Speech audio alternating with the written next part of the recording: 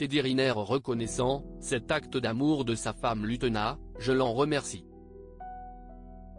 Star incontestée des tatamis, Teddy Riner est entré dans la légende de son sport en remportant pas moins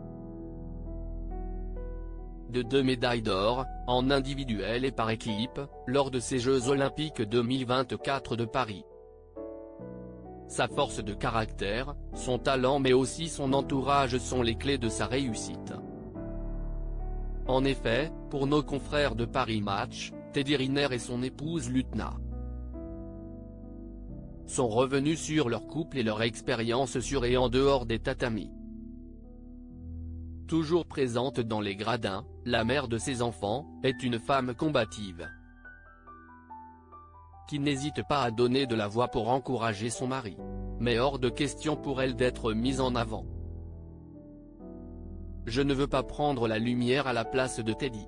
C'est lui qui gagne ses combats. Personne d'autre, lâche-t-elle. Mais Lutena gère tout ce qui se passe en dehors de la pure compétition. Une aide précieuse pour Teddy Riner, qui peut alors se consacrer à 100% dans son sport. Et je l'en remercie, confie-t-il. Dans la tête et le cœur de Teddy Riner, la famille a une place importante.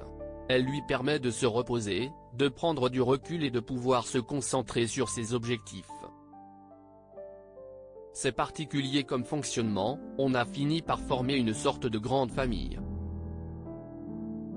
J'ai eu l'impression d'être en stage toute l'année et de rentrer chez moi, de temps en temps,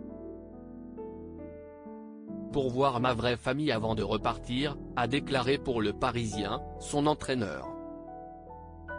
On est comme une bulle qui protège Teddy. On est devenus de vrais amis, ce qu'on a vécu est au-delà d'un projet sportif. D'ailleurs son fidèle compagnon l'assure, il a passé tout son temps avec Teddy Riner pour l'accompagner au mieux. On était toute l'année à son service, sauf lors des semaines de récupération active, qu'il faisait en autonomie.